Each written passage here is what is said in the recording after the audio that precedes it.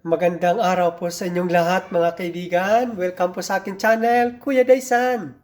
At ngayon po ay nais ko lang pong i-share sa inyo ang aking paraan ng pagluluto ng spaghetti, pasta spaghetti con squash.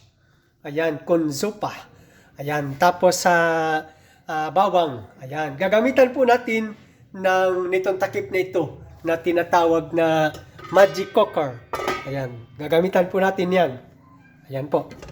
At syempre, ito yung mga kailangan natin. Ayan, asin. Tapos lalagyan natin ng kaunting asukal. Lalagyan natin ng kaunting paprika.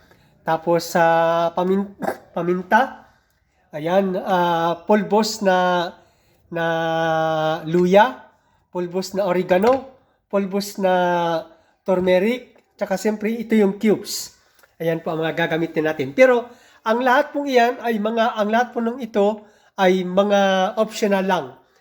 Kayo na po ang bahala kung ano pa ang gagamitin ninyo. At siyempre, ang pinakamahalaga din, ito pala nakalimutan ko, ito ang pinakamahalaga. Lalagyan po natin ng olive oil. Olive oil. Ayan, salamat po. Samahan niyo po ako mga kapatid sa pagluluto. Sige po.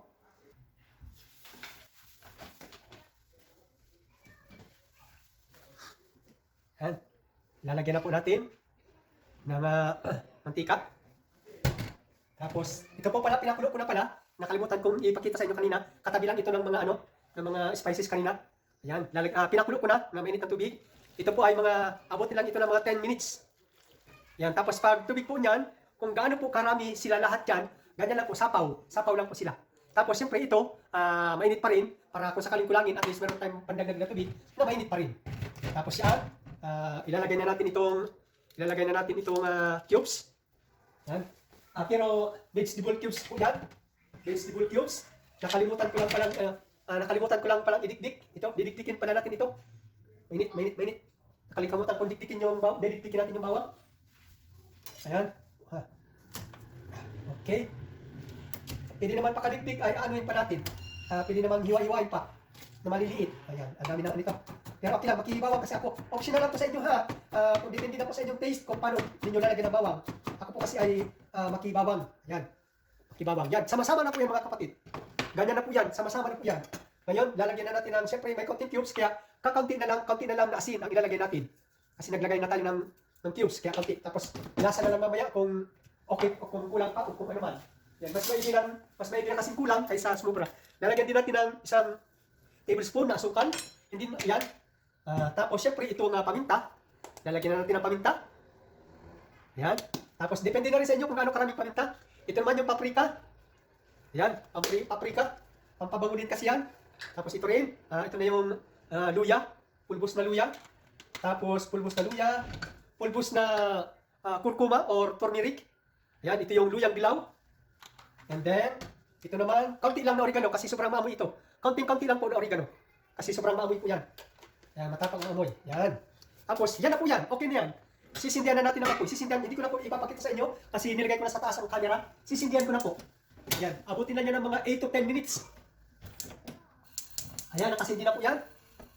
Yan, nakasindi na yan mga kapatid. Itatago ko na itong mga ginamit kong spices. Ilalagay ko na sa taguan. Aantay na lang po yan mga kapatid. Ayan, salamat po sa inyong panunood. Salamat po sa inyong laging support dito sa channel ng inyong Kuya Daysan. And kaya, ngayon na pong araw na ito, Pitsa 7, buwan ng Mayo, sa taong 2026. Ang oras po ngayon dito ay alas 5:49. Ayan, alas 5:49. Halos nagkumpisa tayo ay alas 5:48 yan na isa lang. Ayan. Ayan, tama-tama, paparating na rin ang aking mahal na asawa kasi. Kaya nagluto na ako. Ayan, ready ko na rin ang aming plato na lalagyan. Ayan, ito ang aming lalagyan ng plato, kakainan, malukong. Kasi kapag kapasta, siyempre malukong ang ginagamit na plato sa pagluluto. Ready ko na yan dyan kasi paparating ng aking mahal na commander, mahal na asawa. Paparating na siya. Ayan, kaya kailangan ko na ready. Ayan. Tapos kami naman kasi, tinatansya ko na ang oras ng kanya pagdating. Kasi yung pasta, hindi masyadong masarap kapag naluto na, tapos mamaya pakakainin. Hindi masyadong, mas maganda kainin kung mismong pakaluto ng pasta, kakainin kagad. Kasi tinatawag dito sa Italian na condente, o kaya medyo hindi pa masyadong lapsak. kumbaga hindi pa masyadong luto, kondenti, medyo kumbaga sa bigas, medyo ano pa, hindi pa masyadong in-in, yung parang ganun pa. Kumbaga sa tawag sa amin sa Bicol ay, sa Katanduan ay isang tawag sa amin ay malagtok pa ng kaunti. Medyo malagtok pa ng kaunti. Ganun din sa pasta, medyo malagtok pa ng kaunti. Kung halimbawa nakalagay dito sa instruction, sa balot ay ito ay 9 minutes to cook, ginagawa na lang na 7 minutes. 7 minutes to cook. Ayan po mga kapatid. 7 to 8 minutes lang, kulang ng mga 2 minutes o 1 minute sa pagluluto. Ayan. Ayan po mga kapatid. Samay-samay na po yan. Sama-sama na yan. Ang kagandahan pa nitong Magic Cooker, ang maganda nitong Magic Cooker kasi tingnan nyo, nag-evaporate siya. Pero ibig sabihin yung ano niya, yung sapuri, tinatawag na sapuri, o yung sauce niya, instead na itataas, yun ay bumabalik pa doon sa ilalim kasi di ba may butas. May butas po kasi yan. Ang butas niya ay almost 6. Ang mga butas nito ay almost 6. 6, tatlo. May mga butas yan doon. Kasi isa, dalawa, tatlo. Yan. Kaya mas masarap kasi hindi nawawala yung sapori niya. Tsaka mas napapabilis ang pagluto kasi nga yung init niya, nabalik pa rin siya doon. Paikot-ikot yung init niya. Kaya orasan na lang natin kung 5:48, 5:52 na. Nakaka 4 minutes na po yan. Nakaka 4 minutes na po natin isinalang ang ano na ito. Isinalang ang ating pasta ko na Magic Cooker. Magic Cooker. Yan ang takip na yan. Ang tawag po ay Magic Cooker. Ayan po mga kapatid. Maraming salamat po sa inyong panonood. Ayan. Yan po ay nakaka 5:53. Inumpisa natin ng 5:48. Naka 5 minutes na. Mag-antay pa tayo ng mga 3 minutes pa bago natin bubuksan, bago natin halo-haluin. Ayan, ang ating video, umakyat ako dito, gumamit ako ng hagdan para tingnan ko kung nakakailang minutes na. Ayan, nakaka 9 minutes na po ang ating video. Ayan, salamat na marami sa inyong panunood mga kapatid ha. Tapos, ito pahabol, lalagyan ko pa pala siya ng dahon ng basiliko.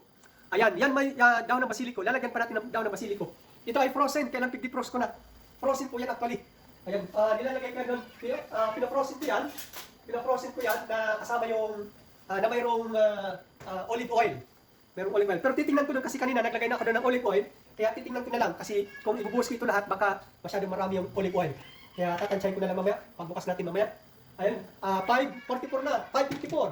Kaya nagkaroon na tayo ng 6 minutes na. Ayan, 6 minutes na po nating niluluto ang ating niluluto pala. Nakaka 6 minutes na tayo. Ayan, 5:54 na. Kasi 5:48 tayo nag-umpisa. Ayan po mga kapatid. Ayan, binuksan ko na. Sinubukan ko na buksan. Ayan na po mga kapatid. Ayan, halo-haluin na natin. Ayun o. Ayan, pwede na nga haluin. Ayan na. Lumabot na yung spaghetti. Ayan, tapos ito, natutunaw na rin yung cubes kanina. Vegetable cubes po yan. Ayan, vegetable cubes. Ayan po mga kapatid. Ayan. Okay, ngayon, pwede na natin tikman kung matitikman natin ang lasa. Titikman na natin ang lasa ngayon. Sige daw, tikman natin kung okay ang alat, ang ano. Ayun, tama-tama lang yung asukal. Tama-tama lang yung kaunting-kaunting tamis lang. Tama lang yun, okay lang yun. Tapos yung alat naman, okay na yung alat. Tapos ihahalo na natin itong tawag doon, itong basiliko. Basiliko po ito. Ayan, nilagay na natin. Pero yung olyo, itong olyo or olive oil ay kakaunti lang ang ilalagay natin. Kaunti lang ilalagay natin kasi pangit naman pag nasobrahan. Although kasi kanina, di ba, kita nyo, nilagyan ko na ng olyo kanina ng olive oil. Extra virgin olive oil. Tapos diyan, tingnan din natin ang kung okay na ba. Malambot na yung kalabasa. Masarap. Malambot na yung kalabasa mga kapatid. Ayun, ang oras po natin ngayon ay alas 5:56. Ibig sabihin, nakaka 8 minutes na po. Nakaka 8 minutes na tayo ng pagluluto nitong ating pasta. Ayun po mga kapatid. Nakaka 8 minutes na. Ayan. Maraming salamat po sa inyo lahat mga kapatid. Pwede man, kahit tanggalin ko lang takip para nakikita nyo. Kahit tanggalin ko na lang ang takip para nakikita nyo po. Although, pwede naman tayo magdagdag ng tubig. Ayan, pwede naman tayo magdagdag ng tubig. Dahil meron tayong nakareserba na tubig na mainit. Ayan. Ayan. Mas maganda hinalo-halo natin para magkaroon ng sapore. Ibig sabihin, yung mapupunta kasi sa sauce kapag hinalo-halo, kumaga parang nagkakaroon ng yung sauce na lapot siya, na galing doon mismo sa pasta. Kaya mas masarap, mas lalong sumasarap. Ayan po mga kapatid. Masarap din po ito mga kapatid kung haluan ng hipon. Kaya lang wala kasi kaming hipon o kaya pusit. Ayan, hipon o kaya pusit. Tapos pwede naman na mayroong shell. Yung mga shells. Yung tahong ba, sarap. Ayan, tulad yan, para nakikita natin na kulang pa ng tubig, kaya dadagdagan natin. Pwede pala, kung halimbawa mga kapatid, ito pala, kung halimbawa pwede magdagdag, pwedeng dito magdagdag ng tubig, ganyan. Dito siya. Kung gusto, kung halimbawa nakatakip. Ayan, kung halimbawa nakatikip. Kasi kung, ang pagluluto kasi, kung halimbawa talagang hindi tatanggalin yung takip, 8 to 10 minutes, luto na po yan kaagad.